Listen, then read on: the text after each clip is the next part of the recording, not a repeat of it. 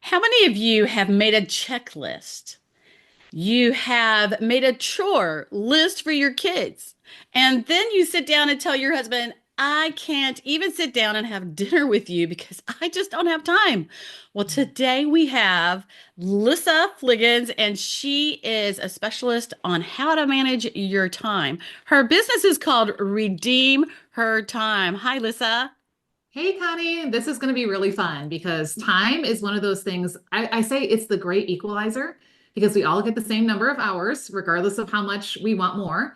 But it's also the greatest differentiator, right? That really starts separating where our relationships, go, where our health goes, where our business goes, whatever area God's given us based on how we invest it. Absolutely. So, my first question for you would be, why do people in marriage need time management? Oh, girl. Well, like I just said, time is our most precious resource, right? And, where we invest our time shows what we truly treasure. How often do we do what you just said in the intro? Like, we say these people matter to us, and yet we are telling them, whether it's with our words or with our actions, that we just don't have time, but we're giving our time away to a lot of other lesser things. And what I found to be true, tell me if you agree, we find time for the things that matter, right? Like I remember back before we had kids, I already had a pretty full life. I was a full-time teacher, I was married, I was serving in our community, at church, things like that. But when that baby got put in my arms, guess what? Mm. I found the time for that baby because that baby had value. Now, let's be honest, there's a lot of responsibility in that, right? Over those 18 plus years, and then the other two that came along, because I have three kids now.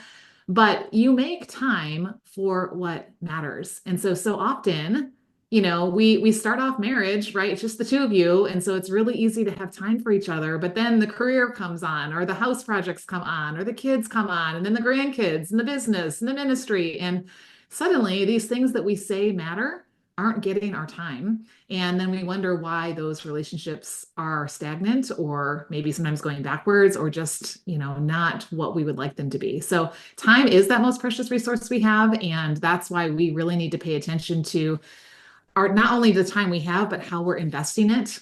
Because where we are in any area of our life is the consequence, good or bad, of how we've Mm. invested time up till now. Which And listen, means it's actually good news because where you'll be, it will be the consequence of how you choose to invest time moving forward. absolutely. But you know what happens when we first get married and we do start, having the children and working and keeping house and cooking and doing all those kind of things, you know, um, we and working careers. There's a lot of women with careers out there. So what happens is we think about our time at work and we think about all the things we need to do. We think about paying the bills.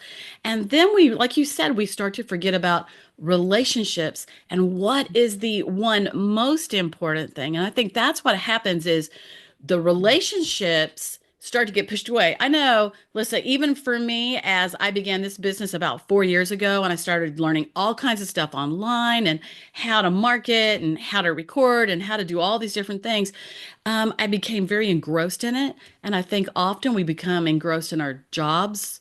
Mm. Or even for mothers, we become so engrossed in our kids, we forget to spend time with our husbands, or we forget that they matter a lot, right? And it is, like you said, wherever you invest your time, it shows where your importance is. But on the other hand, sometimes it just gets out of hand. And it's not that somebody is not important, it's that we're just filled up with so much to do that we just don't know what to do. Yeah. Well, I've got an illustration I'm going to show you in a few minutes. I call it Skittles and Oranges. All We right. fill our days and our weeks and our months and our years with a lot of Skittles that at the end of the day really are not nourishing. They're not nutritious and they're not going to help us feel better tomorrow. Right. And so you're right. I think we give our time away to so many lesser things. Think of your time like seeds, right? Where you're planting your seeds is where the growth is going to happen. So if all those seeds are getting planted in these other areas, and not in your marriage or not in a relationship with kids or in some other area that God's called you to, and those are what I call our fields, then when it's harvest time, there's not going to be very much.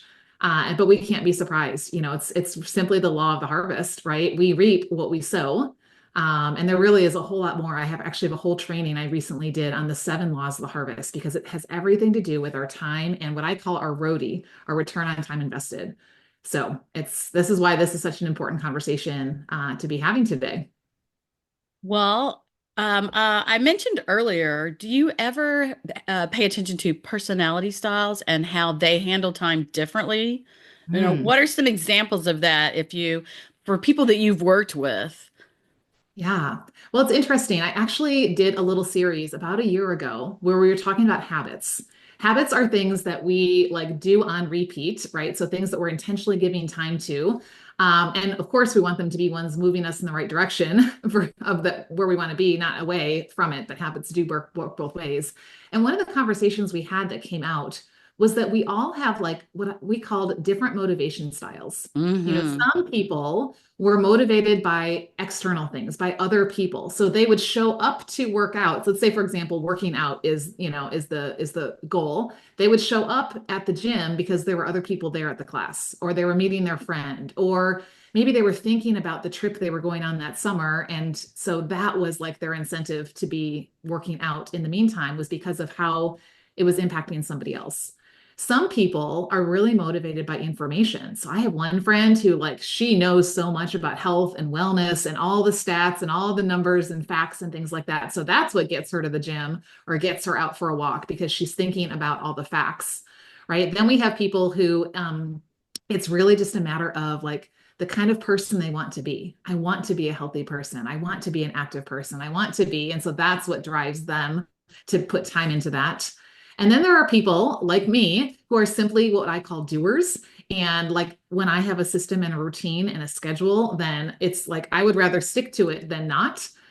So it was just really interesting to look at what was going to get somebody up off the couch to actually go invest time in doing whatever that thing was. It was different for those 4 different personality types. And so knowing yourself, really helps to not beat yourself up for why you're not doing something, but figure out what to put in place that will like kind of motivate you to put time into whatever that area is and that habit is that you want to grow. So I would like to be like you, and I would like for it to be the fourth one where you just do everything you're supposed to do just when you're supposed to do it. Although I have a little bit of that, I really fall into the one before that, which is I have in my early days, I was not very disciplined because that Mm. comes into habits, right? Not very disciplined, but then through the years building business, building a Mary Kay business, and when you go in for to business for yourself, you really have to be disciplined. Where Mm. before, when I taught dance, you don't have to be so disciplined because you just go to work. Mm. But when you're Right? working for yourself, you have to be disciplined. So then I became so disciplined, and I'm a very fun-loving people person. I became so disciplined that I am stuck to my schedule. I write it down and I'm like, by golly, that's what I do, and I stick to it. So I would go to the gym because first I paid for it. Right? Then number two, because it's on my calendar. I've decided I'm going Monday, Wednesday, and Friday. And so then that's what I do. So, but we can't start, when you start a habit, you really have to do one thing at a time. Sometimes we start and we like, I want to do this, this, and this, and this to get healthy. And then the next thing Right. we know, we're overwhelmed and we don't do anything at all. We're doing nothing, right? Yeah. Yeah, if you try to do everything and you end up doing nothing is usually what happens. Yes. Yes. Um, so upon this personality styles, then how do you get yourself to move forward into a habit? Hmm. Well, again, I think it's knowing like what's my why? What is it that's going to get me over I don't feel like it right now. So in those 4, that first one is a responder. They're responding to that external other people, right? That second one Pleasing is others. yeah, is well, and every single one of these has a positive side and a negative side. Like it can be a very positive thing for people to be what motivates you to show up for something. But like you said, it has the people pleaser side of things. So we have to, be careful on that side. That second one is really, again, it's like that information, like the informer, like they need to know the why and it has to make sense to them. And it has to be like factual type things, connected to it. And then, they will invest time in that habit all day long. Then you've got that person who it's like that deep sense of their identity, right? And who they are and so they're not going to show up because I'm the type of person who, who does this. And so I want to be true to who I am. And then that person that, is motivated by more the like, having some kind of structure, like you talked about, having the schedule or having those different things. And really everybody needs, when I work with business owners in my coaching program, I help lots of people with their time, but especially business owners, like you said, you really have to have some things in place. Since we talk about you need schedules, you need systems, and you need strategies, but tied together with stewardship because we don't own our time. We think we do, but actually, time is a gift. You and I do not make our time. We can't save from yesterday. We can't borrow from tomorrow. We can't ask for just today. Can I please have one more extra hour? I'll promise to be good. Like it literally, God lays it in front of us every single day, like He laid manna in front of the children of Israel.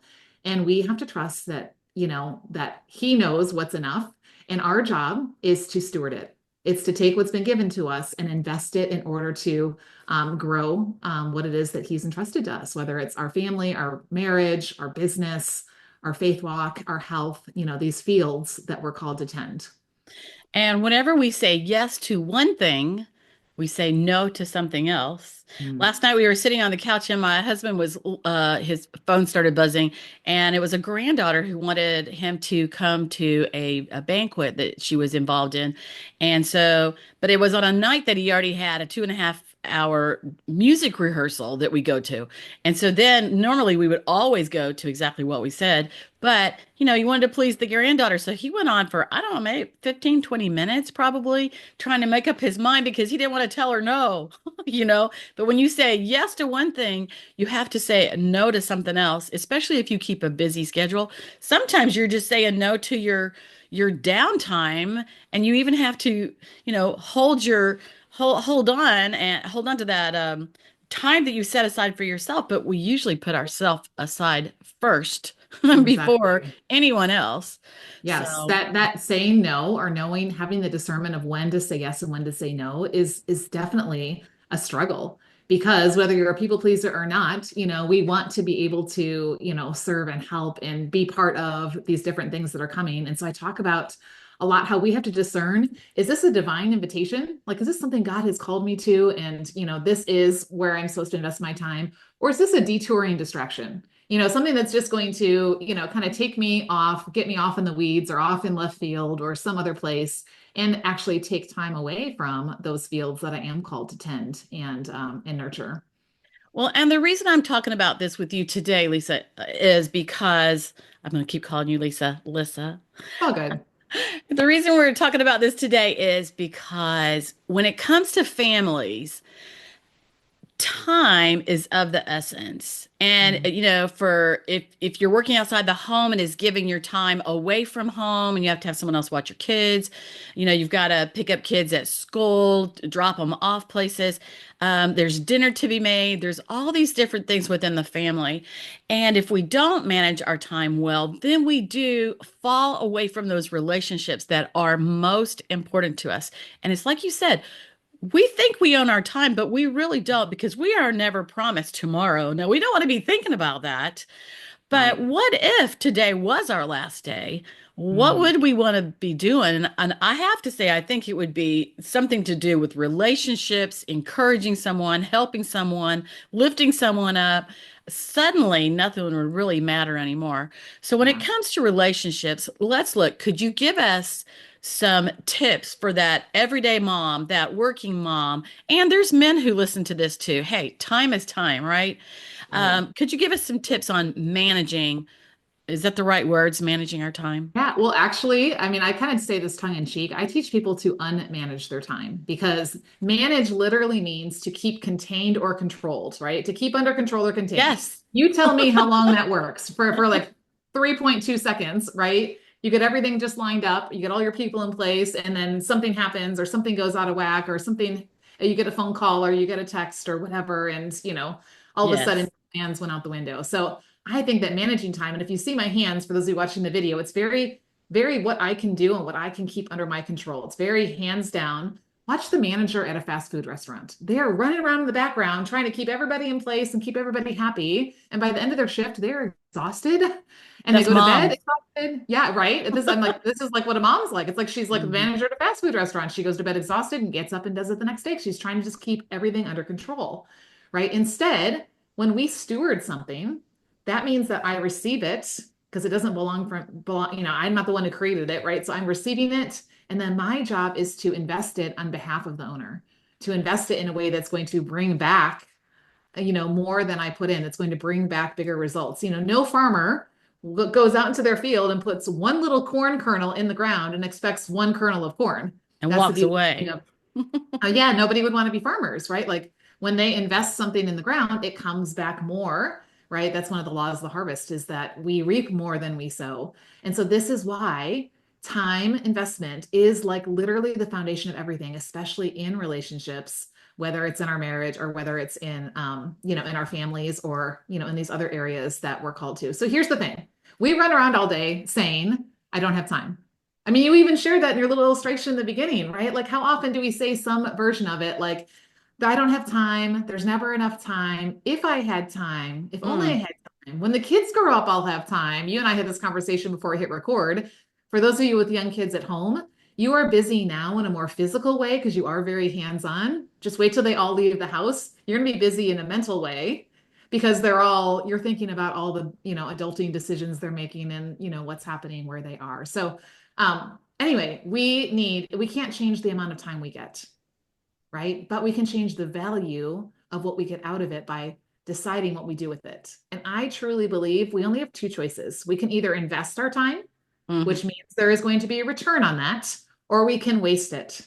I don't even Listen, think spending is the neutral in the middle because it technically is still going out and you're measuring if it's investing or wasting, but based on what's coming back. So we I have to have have that different mindset. I have one thing I want to say on the time. I was at a seminar, and a person said we all have time. And it's so instead of saying, I don't have time, I don't have time, it is, I have time and I choose how I spend it. And the same thing can be said for money. I have money because we go around, well, I don't have the money to do this. I don't have the money to do that. I have money and I choose how I spend my money or how I invest my money. So it's the Yeah. same thing for time and money, two very valuable things. I choose how I invest my time or my money. And so then you feel empowerment Yeah. instead of like you have no power. Yeah, yeah. You see the abundance instead of seeing the lack. I don't know if you can see the sign Yes. behind me, but literally, this is what I say on every one of my podcasts: is you have time, because the enemy wants us to believe we don't have time.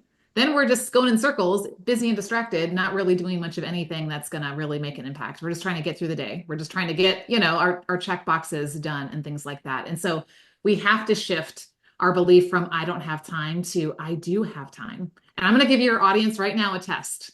Okay. Pull out your phone. It's probably right next to you because it's always within arm's reach. Open up your screen time. Look at that number. That is proof that you have time. The average person, Connie, listen to this. The average person spends 4 hours and 37 minutes a day on just this one device. Oh, I see your I did the point. math. I was a former middle school math teacher. That ends up being just shy, if you take out 8 hours of sleeping, just shy of 100 days a year of your life Mm, going to your phone. And we say we don't have time, right? And so, like that number one, I teach you need to make three shifts around your time. Number one is shifting your belief from I don't have time to you have time, right? I do have time. And like you said, now I get to choose how I spend it, right? Which is right? either going to waste or invest. The second one is changing our role. My role is not to keep time under control. That doesn't work for anybody. And I think the further along we get in life, we realize, okay, that's not the fix. Just getting more organized, just getting better at managing things is not the fix because it doesn't last. What God taught me years and years and years ago, because I was having anxiety around my time, so much so, I literally had a ball in my throat 24/7. And I finally got to the point after ignoring it for a year because I thought, who has time to deal with this? I started wondering, is there something growing in there? Do I need to go get this checked Mm. out? So I went and saw a specialist. He tried all kinds of things and scoped it. He sat me down. He's like, Lissa, good news is there is no ball in your throat. There's nothing growing there. You don't have to worry about it. But he said, you have hystericus globus. And he sat there and he just looked at me with a smirk on his face. And I was like, what in the world is that? He said, globus, globe, like a ball. You feel like you have a ball in your throat. And hystericus. And he started twirling his finger next to his head like you're crazy. He's like, you just have all this anxiety around your time and everything you're trying to fit in, And so it was really through that conversation with him that I realized I needed to change how I was approaching time because I was always chasing it like it was getting away from me, like it was this limited resource that was always getting through my fingers. Instead of saying, wow, I do have time. Now, how am I going to choose to invest it? Like you said. And the third shift, so the first one was your belief that you do have time. The second one is your role, that you're not here to just manage and play whack-a-mole all day long, kind of keep things in order, but we're here to receive and then invest it. And then the third one is really shifting our focus from asking the question. Do you know what the number one question is that people ask around time? What's that? What time is it? And when you Oh say what time is gosh, it, usually you're like, what time is it? I mean, right? How many that's times have we been true. there? We look at the clock and we're like, oh no. And already we're in this like trying to catch up mode and we feel behind. I teach women to ask, what is it time for? Girl, right there, it slows you down. You can't answer that question and start running usually. Like it slows you down to the fact that you do have time and there's a purpose behind it. And now I can be wise with how I invest it. And this is one of my number one keys for that busy mom who's like me. Like I remember like stirring the pot right on the stove, getting dinner going, helping my daughter with her math homework, which was not her best subject. My client texting me because I had a network marketing business back in the day, and so I was trying to respond back to them, and my husband walking in the door and telling me something that I just said yes to, and I have no idea what I said. Right? The pot boiled over. My daughter's melting down at the table. I misspell my text to my client and I just said yes to something to my husband. I have no idea what I said. It's called stress. Yeah, it's called stress. We think multitasking is our superpower. It is our Stress. kryptonite. It weakens our focus, and no one and nothing gets enough of us to make a difference. So when you can answer the question, what is it time for? Right? Like, yeah, there may be 100 other things I could be doing, but right now it's time for, back to your original example, to sit down and have dinner with my family or my husband. It doesn't matter what's still left undone because right now this is what it's time for. And I can't get that time back. So if I don't invest it wisely now, it's not, like there's no going back. With money, you can waste it, you can spend it, and you can make more. With time, That's true. you can't. It's once it's gone, it's gone. And you are going to reap the result, the consequences, good or bad, of how you chose to invest it or waste it. Well, I agree on all of that. Now, I find that often I'm running late. Remember we talked about personality styles? How Mm. about that person who they're kind of the perfectionist. They've got it all together. They're on time to everything. They're got everything planned. Everything's perfectly done. Now, I mean, I have myself pulled together, but I always run out the door I mean, like, I think that there's a loss of time from my kitchen door to my car, like It's like 5 minutes. the I black don't know. hole, right? There's a time Same gap, thing a happens on warp. Facebook. So, right. Yeah. So I think I have a time warp. And anyway, so some of us have trouble that being on time. Now I told you way too much about myself, didn't I? No, it's perfect. I love it because here's the thing. There are times in our day where we do need to be somewhere at a certain time. And so really it's like knowing ahead of time when that time is coming. And what I will often do, even as a time strategist, I'll set a reminder on my phone. Like right as we were hitting record, I was turning off the reminder that, I had 10 minutes, or whatever. And so it's okay to build in some of those reminders and things like that that are going to at least wake you out of whatever stupor you're in to be like, hey, in 10 minutes, you need to be out that door. And then now you can start thinking about, what that looks like. But what I also find is that so many people crash land into a week and then they just try to make it through till Friday and then on the weekends and then it starts all over again. Most of our weeks, there are a lot of repeatable things that happen. Not everything is exactly the same, but there are a lot of different things that are similar, right? Based on what we do and how we're investing our time during the day. And so I teach women how to build out what I call the ideal week. It's not a perfect week, but it's knowing like what are the important things. And I remember I was going to tell you about Skittles and oranges. Can I pull that out and share that with you? So on my desk, I've got a Skittle and an orange. Okay. They're very different in size, right? But they're also very different in their value, right? Skittles, now, unless you're like a 5-year-old who's like just wants to eat candy all day long, I've heard these are actually the unhealthiest candy on the planet, probably because it's all artificial colors, artificial flavors, Yep. and a bunch of sugar, right? Nothing good is going to come out of this And beyond it's the five tiny. It's seconds. not going to fill you up. Yeah, it's not going to fill you up. Whereas an orange, wow, like this thing is packed with so much vitamin C and nutrients and fiber and things that we need, right? And so what's so interesting is we often let our day be filled with Skittles. All the Uh, random things, right, that keep coming in, that other people keep pouring in, that come in via the device, that ring dings and pings all day long and things like that. And what happens is it fills up. And so I'm not going to pour all this out right now because it'll take us a few minutes, oh, but wow. So we I can keep this see on it. my shelf, and I actually do this illustration. I pour everything out and I put the Skittles in first. And I'm like, if you just let time fill up with Skittles, like, there's a lot that just kind of, again, comes in and out of our day from all the people and things that are around us, or maybe the people that we don't even want around us that are just coming in via our screens. And it fills this up to more than halfway. And then you go to put the oranges in, like time with the Lord, time with your family, time with, your spouse, time for your health, time working on a business or a ministry or taking care of your home. Only a couple oranges actually fit. And then they start full going out the top because you're over capacity. Like there isn't room anymore. And so what I do is I say, okay, um, it is possible to make everything fit, but order determines capacity. And so what I do is I pour everything out and then I put the oranges in. And I teach 8 areas of our life that do matter most. And so we put those 8 in first. And I'm saying, see, look, it all fits. And like it fits. But then I make it, I'm like, I know you're thinking, but Lissa, I have Skittles in my life. And you're right. And so what I do is I take the jar of Skittles and I pour all the same Skittles. And you can see it is right to the top with a little bit of room, but everything fits. And it's so crazy that when you put the Skittles in first, it doesn't all fit. It But is when the you put big the stuff. oranges in first, the Hmm. Skittles fill in around it and there's room for everything. The So order big really stuff. determines Mhm. capacity, right? So if we're letting what's probably happening in that vortex between your doors, right, is like all the Skittle things. We need to put those oranges in first. And then it's okay if the Skittles come, they're going to come, right? But when the oranges are in first, then that order is going to determine capacity. Otherwise, we're always going to be over capacity. And then we're running out the door because we're already behind, whatever the clock says, what time it is and where we need to be by that time. That's right. Well, how could people get in touch with you if they're interested in learning about time? Yeah, well, I have a podcast as well. It's called Redeem Her Time. We talk about all things around our time and what I call our ROTI, our return on time invested, right? Because that's really why time matters. It is our most valuable asset and most precious resource. And so the way we invest it or waste it is going to be the result we have in any area of our life. So the Redeem Her Time podcast would be a great place to hang out. And then I put together a little gift for your audience because I know you're juggling a lot of things.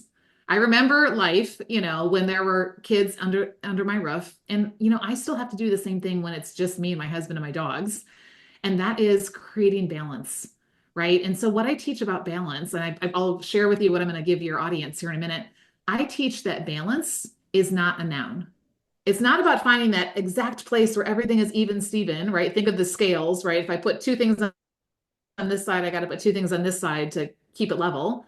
I believe and teach that balance is a verb, especially for a busy mom, right? If you watch a ballerina, a point ballerina up on stage, and you were a dance teacher, right? Like Mhm. it looks from the waist up like she's perfectly balanced and she found that one place. But if you look at her toes, what are they doing? They're making tiny little adjustments to keep her from falling too far in one direction. So she is constantly adjusting what is getting her time and attention so that she doesn't fall over on the stage, right? And then feel really embarrassed because we know that it's always going to cost more time, money, energy, emotions when we've crashed and burned, right? Than paying attention, when we can to keep ourselves upright. And so I created what I call the balance assessment, which has the 8 areas of attention, which are it's your faith walk, your family relationships, your friendships, the service you do, which is if you work for someone or your own business or caretaking, your wellness, your passions. Yes, you should have time for fun, and your dwelling, taking care of your home. And so it helps you to assess what is my ROTI, my return on time invested right now, so you can see what needs to get some more of my time. And it's really helping you to see like, okay, wow. I can see why this area may be lacking a little bit because I haven't been giving this intentional time on a consistent basis. And again, it's not about even Steven. It's about what does this area need to keep it balanced and growing, because in different seasons, we are going to spend more time on something. And so it may look out of balance, but actually that is what's keeping us balanced. So that's the Redeem Her Time Balance Assessment. And you can find that at redeemhertime.com/assessment. I've got a little coaching video that goes with it where I'm going to make sure that you don't have that shoulda, woulda, coulda guilt that I know we all do when we see ourselves on paper and we're like, oh man, I'm not that great.